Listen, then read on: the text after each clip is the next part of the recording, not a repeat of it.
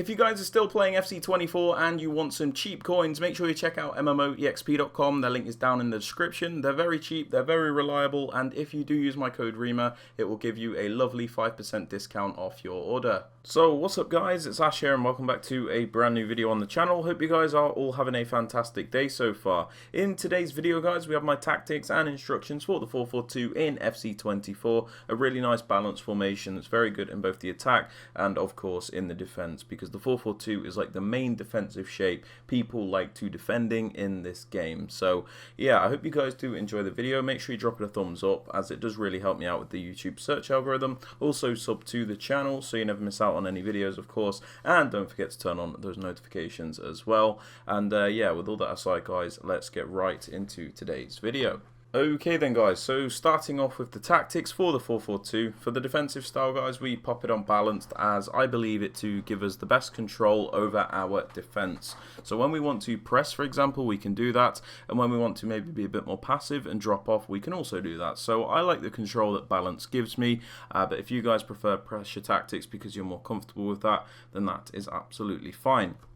Moving on to the defensive width guys, I would advise at this point in time anywhere from like 35 to 45 on the defensive width. The reason this is like the sweet spot or the best range is because it gives you a nice narrow and compact defense, so you can block out those attacks through the middle, which makes it much more difficult for your opponent to play right through you. Before I did have it on like 45, but I've lowered it to 35. The reason being is I felt like there was too many gaps in the middle and my opponent was just cutting me apart, so I've just made it a bit more compact, a bit tighter, and it works really well. So you don't want to lower this too much guys, because you still need to cover the wider areas in case an opponent goes down the wing. So you want to be narrow but not too narrow in your defense. Moving on to the depth guys, you can pretty much use whatever you want with the depth. What a lot of people like to use in this game is 100 depth. This is a very overpowered tactic, because what happens is you have a really high defensive line, and then the AI, when you have your depth on this, pretty much presses your opponent for you. So you don't really have to do much.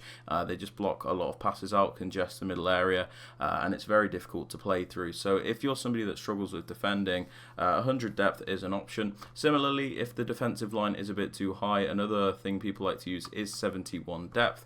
So this is pretty much the exact same. The defensive line is just a little bit lower to prevent those through balls a little bit more. So 100 depth, 71 depth is great for those people that love pressure. If you're like me and prefer a bit more of a manual approach because you like to defend yourself as much as possible, you like to have that control, something like 65 or 60 is great, because you still have that high defensive line, you just have more control over when you press your opponent. If this is still too high for you guys, however, you can lower it even more, and that is absolutely fine. Moving on to the build-up play guys, I do highly recommend balanced, as I find it to be the most consistent, the most varied, and the most reliable form of build-up in this game. So when you use balance guys, you can basically pick and choose between each style of build-up, so like slow build-up or fast build-up, and basically just use it whenever you want. Another thing I'd like to add regarding this is these individual settings like slow build-up and fast build-up are really terrible. They don't do what they say really, in my opinion. They don't really help out. For example, slow build-up, your players move extremely sluggishly, they don't help you out, and you don't build up slowly, you just lose the ball. Fast build-up's just very chaotic, and I don't like that either. The one you can make an argument for, I would say, is long ball, but you know, you have to be one of those people that loves playing those long passes all the time for this to work, and I still think you can do it with balance, so that's why I recommend balance personally. Now for the chance creation guys, direct passing is an absolute must in my opinion, because it's the only way to consistently create chances in this game. So a lot of people park the bus, and it's very difficult to break down because the attacking AI is not the best, so direct passing gives you that best attacking AI for this game. It's a very push forward, track back kind of movement, which is very boring and does feed into that cutback meta, but there's not much you can do about it. If you're not using this in the top end of this game, you're just not going to win many games, and that's facts. So yeah, direct passing guys.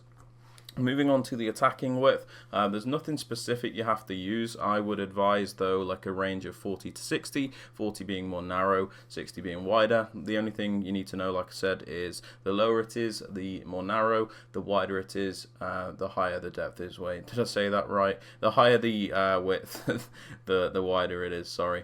So I like to go for like 42, which is a bit more on the narrow side. There's no specific number, but again, this one's down to preference. For the players in the box guys, guys, we have this on 7. This is to get quite a few players into that penalty area, but we don't completely overcommit to the point where we're going to get counter-attacked if we lose the ball. Again, kind of preference-based. I wouldn't do, too low or too high either. But yeah, 7 seems to work. For the corners and free kicks, you can pretty much use whatever you want. There's nothing specific you have to use there. Now, moving on to the player instructions, guys. On both of the strikers, we have them on the stay central and get in behind instructions along with come back on defense. So we have them on stay central to keep them in those middle areas. We don't really need them drifting out wide. We have the wide midfielders and also fullbacks, so we don't need these players occupying that space. We want them to be in the middle, those focal points, so we can rely upon them. I think this is very important in this game because players can get lost. We also have them on getting behind because it forces movements out of the player regardless of the situation. What I mean by this is if you have a player on mixed attack and you're playing against somebody that's using a pressure tactic or that 71 or 100 depth thing that we spoke about, these players become extremely static. They don't move, they don't break through the defensive line, and they don't help you out at all. So getting behind is very important to beat these types of players to ensure that your players are moving correctly. We also have these players on comeback on defense just so that when we don't have the ball, they're a bit closer to the rest of the team, so that when we do win it back, like I said, they're a bit closer to the team. It's a bit easier to get them involved and build up, so there's not so much of a great distance between the strikers and the rest of the team. This one is optional though. You can pop them on basic defensive support if you like. Now moving on to the wide midfielders, guys, so the right mid and the left mid, we pop them on come back on defense, cut inside, get in behind and get into the box across. So come back on defense is pretty good. It basically just means that these players will take up the correct position when we don't have the ball. This is especially important if your left mid and right mid don't have the best defensive work rate, because if they're on basic defensive support, sometimes these players can get lazy and not fulfill their duties when defending and leave gaps. So come back on defense just ensures that they will stay in the correct position when you don't have the ball. Cut inside's great. It's a great attacking AR movement that I like. So what happens is these players start out in the wider area and then make the transitional inverted runs to get closer to the strikers and create chances. It's a movement I like, and you'll see why this works when we get onto the fullbacks as well. We also have these players on get in behind because of course we want them to use their pace to get down the wing.